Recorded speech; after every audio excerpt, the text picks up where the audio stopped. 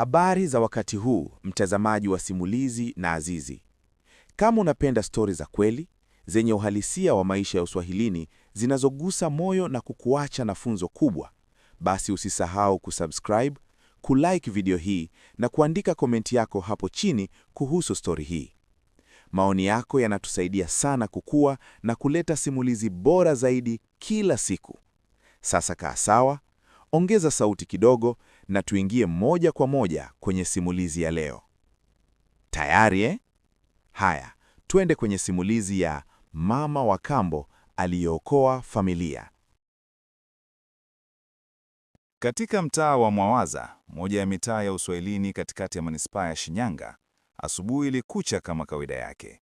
Jogoo walikuwa wakiwika kwa mbali, sauti za mifagio ikigongana na ardhi ya vumbi, watu wa mama wakifagia viwanja vya nyumba zao, na harufu ya chai ya tangawizi ikitoka